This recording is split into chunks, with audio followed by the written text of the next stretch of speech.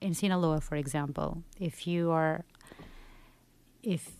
been given the green light to go into the cartel, the territory controlled by the cartel, to talk to cartel members, and it takes weeks, months, sometimes years to get that access. Once we're under their protection, we're under their protection. Like, we have their protection to be there. But then certain things happen. Like, we were filming in Sinaloa once, and we were filming these sicarios, and they had their walkie-talkies. And so they're communicating with the whole group, and they know everybody that comes in and out of their territory. And suddenly they started panicking because the Marines had a helicopter coming their way. And the Marines in Mexico are known to shoot first and ask questions after. And they started freaking out, and they basically jumped into the cars and left us. And we didn't know what to do. Should we go after them? And they're going to think we're part of the group, and they can start shooting at us, or should we stay behind? But we were in an open area, in a sort of forested area.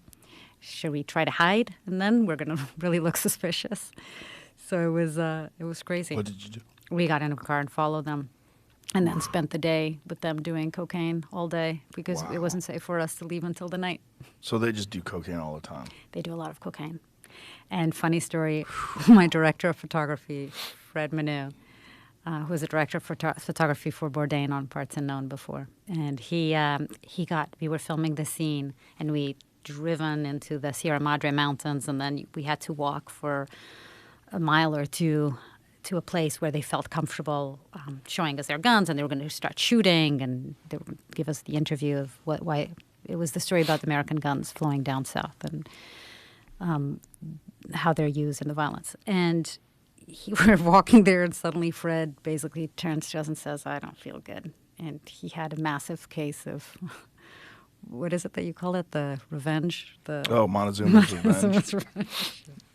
Massive case. And so we walk to the place. Fred's on the floor. They managed to put like some sort of cloth on the floor for him. He's like on the floor, can barely breathe, is like puking and going to the bathroom, and all of it is happening at the same time.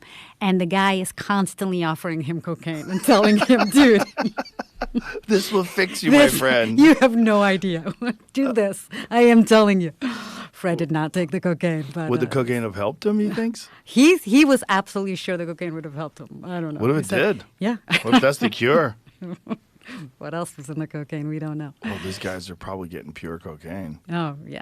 I'm sure. I mean, why would they cut it? And they're snorting it all day long. Oh, my God. And then it wasn't actually a very good idea for us to stay with them for so long. It was a learning lesson for all of us, because that night we were filming with them in a bunker where they kept a lot of their guns.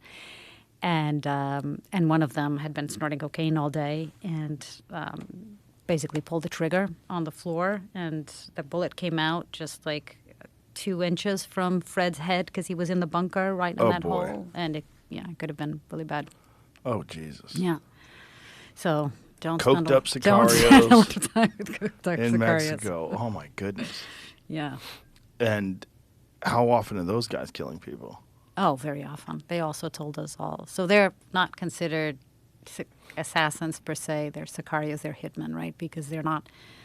It's part of what they do for the cartel, amongst many other things, like transporting drugs and guns and all of it. But, a lot of people. And he also told me the story of the first person he ever killed, and he was ordered to kill, and it was a friend of his. And he went to his house and knocked on the door, and the guy opens the door, and he shoots him. And the guy is yelling, "Don't kill me, don't kill him," and shoots him right in the face.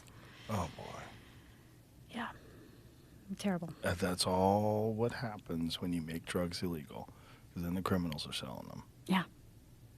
So that we can consume them. Let's not forget. Yeah. It's dirty. Yeah, it is dirty. And I don't, I've had conversations with people about this, like, what is the solution in America? Because if you legalize drugs, all drugs in America, and sold them, like if pharmaceutical drug companies sold heroin, cocaine, all that. I don't want the pharmaceutical companies involved in that. Right. Like who sells it if it's not them? So either the cartel sells it or they sell it, or no one can sell it. Well, that's not going to be the case. Someone's going to sell it. And if you make it legal, you're going to have more people doing it. Like, we're not accustomed to things being legal. If you made cocaine legal in this country, a bunch of people would try it that wouldn't ordinarily try it because they wouldn't know who to get it from. They wouldn't know how to do it. If you could just walk into Walgreens and buy cocaine, I guarantee you we'll have more overdoses, more addicts, more. But what is the solution to that? Is it education? Does that even work? Is it counseling? Is it drug rehabilitation centers everywhere? Is it Ibogaine? Like, what's the solution to? Yeah, I don't know, but I think looking at the example of Portugal is a good idea.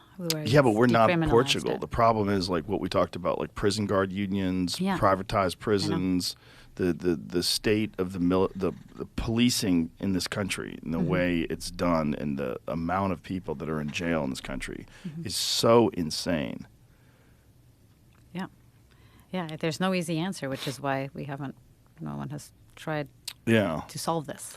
And then there's this bizarre trend to let people out that have committed violent crimes in this country. It's almost like someone's engineering the deterioration of the country and like ensuring civil unrest. So they're keeping the people that, for minor crimes that shouldn't be there, like the guy selling weed on the corner Well, they're not even keeping them anymore.